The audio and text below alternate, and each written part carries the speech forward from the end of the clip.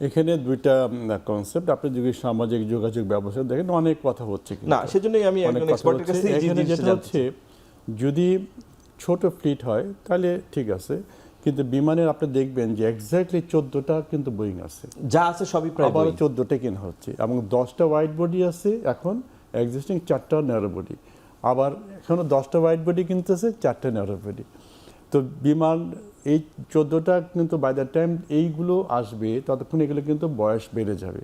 যদি বিমান মনে করে থেকে এই 14টাকে রিপ্লেস করে 14টা আমি নিচ্ছি, তাহলে আমি মনে করি ঠিক আছে।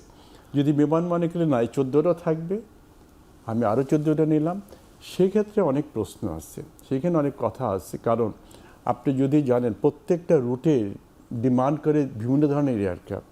সে ফর এক্সাম্পল আমরা যে টরন্টোতে যাই, সেখানে কিন্তু আপনি দেখবেন যে 787 এয়ারক্রাফটের সরাসরি যেতে পারে না, একটা আপনি স্টপার করতে হয়, টেকনিক্যাল ল্যান্ডিং করতে হয়।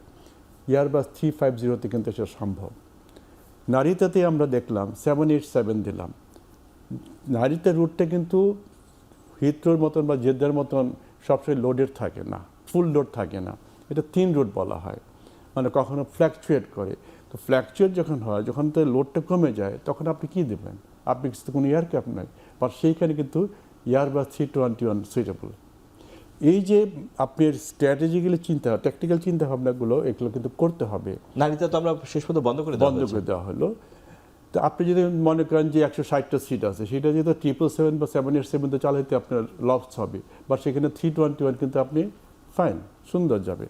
তো এই জায়গাগুলোতে বিমানের রুট প্ল্যানিংটা করা দরকার ছিল, করা উচিত ছিল, যদি বিমান সুস্থভাবে চিন্তা করতো। এবং সেই কারণে কিন্তু তারা 350-তে গিয়েছিল, তারা কন্ট্রাক্ট সাইন করতে যাচ্ছিল। তো এইটা তো করতে পারে নাই।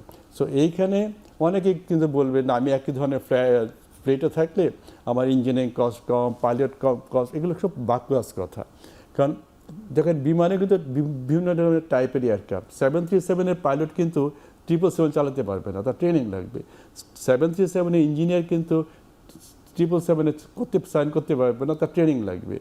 ওই টুলস দিয়ে কিন্তু ওই টুলস একই ধরনের ফ্লাইট, একই ধরনের এয়ারক্রাফট, কোম্পানির এয়ারক্রাফটও কিন্তু টুলস ডিফারেন্ট থাকবে। Same goes to Airbus.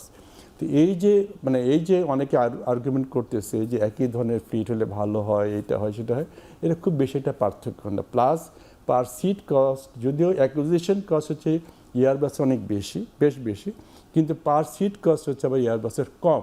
সেটা কিন্তু আলটিমেটলি দেখা যাবে যে কস্টটা আপনি সেভ করতে পারবেন এয়ারবাসে। তো এই সুযোগটা বিমানের ছিল না বিধায় কিন্তু তারা এটাতে গেল। তো এই যে আপনার ফ্লেক্সিবিলিটিটা আপনি কিন্তু বিমান এই সুবিধাটা নিতে ব্যর্থ পারেনি আর কি বাংলাদেশ। আর উনি একটা কথা বলছেন যে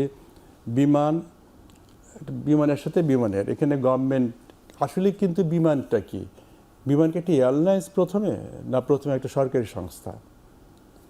বিমান কিন্তু প্রথমে একটা সরকারি সংস্থা, তারপরে সেই বিমান এয়ারলাইন্স। কিন্তু একটা এয়ারলাইন্স প্রথমে একটা বিজনেস ইউনিট হতে হবে, তারপরে না সে হইতে পারে সরকারি, এখানে তার একটা বিশাল 100% তার আপনার মালিকানা সরকার।